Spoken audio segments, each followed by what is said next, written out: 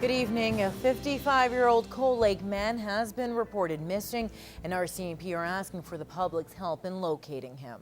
Now, Peter McPhail was last seen leaving his residence yesterday in Cold Lake. McPhail was driving a silver 2003 Mini Cooper two-door hatchback with a black rooftop. Now, he's described as 5'10", 109 pounds, gray hair, wearing glasses, and was last seen wearing blue jeans in a dark t-shirt with a black coat with reflective stripes. Now, anyone with information is asked to call Cold Lake RCMP at 780-594-3302. Well, as we first told you yesterday, that Lloydminster RCMP say there has been a growing number of car part thefts in the city this week. Now today, a Saddle Lake man has been charged. 38-year-old Ben Curtis Whiskey Jack is facing several charges, including 3 counts of theft and 1 count of mischief under $5,000 and 3 counts of possession of property obtained by crime. Now, because of the provincial border situation, all charges could not be put into one court's jurisdiction, so he will appear in Alberta Court on June 17th and in Saskatchewan Provincial Court on June 16th. Now, Whiskey Jack has been placed under curfew. An arrest warrant will soon be issued for a second person, this according to RCMP. Well, the oil industry is an important part of Saskatchewan's economy, and the government is giving rural municipalities a helping hand in fixing roads used to haul the product. Kyle Galver has more.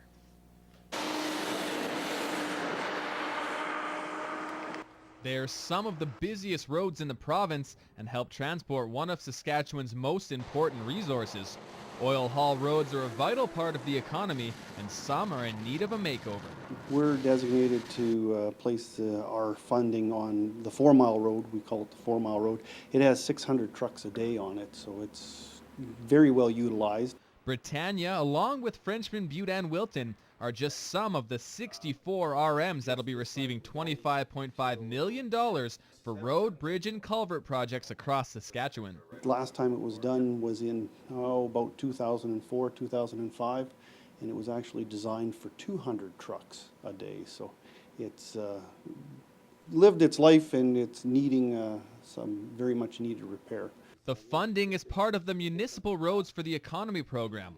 RMs are responsible for their own road maintenance, and MREP helps lessen the financial burden. The province has grown tremendously over the last few years, and a lot of that's because of oil and gas. I know you're in the Lloydminster area, and that's one area that's been significantly impacted by economic growth, especially because of the oil and gas industry.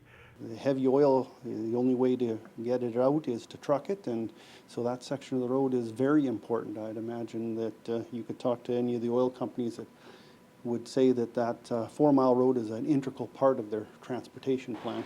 In total, nearly 250 kilometers of road will be fixed under the program. Kyle Galver, Newcap News.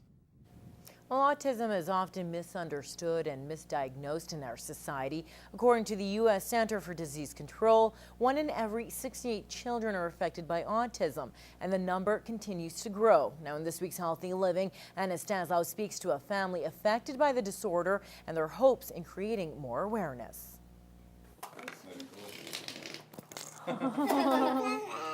At first glance, 6-year-old Keaton is like any normal child. But he was diagnosed with nonverbal autism almost 2 years ago, shocking his parents, as Keaton previously spoke words like mom and dad. It wasn't that he was having trouble saying it after that, it was just almost like he'd lost interest in it.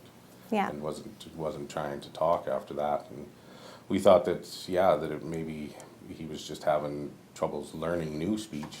And so we never really thought much of it. Today, Keaton is in kindergarten learning sign language and works with autism coordinators. He's in class full-time with the kids. He's very popular. Everybody just loves him. He's really good. So we're very happy that his needs are being met. Every family is different, so the success of one family might be that the child says hi. The success of the other family might be that the child is integrated without an EA. The success of another might be that they're eating full meals at the table. Amber and Blaine say his communication is improving, but there are still problems. He can cry and you're not sure if he hurt himself, like if he stubbed his toe, or if he's just sad, or And that's really hard because you don't know what you can do for your child, right, to help them out. But the Holmes family wants to let the public know that Keaton and children like him aren't any different and will show their affection in other ways.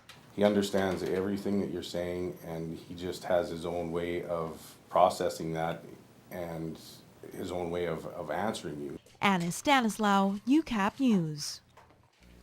Now, there will be a fundraiser this weekend. The second annual Autism Awareness Walk will be held this Sunday from 1 p.m. to 3 p.m. at Bud Miller Park. Donations are welcome. Now, all the proceeds will go towards social, emotional, developmental programs and materials for kids with autism.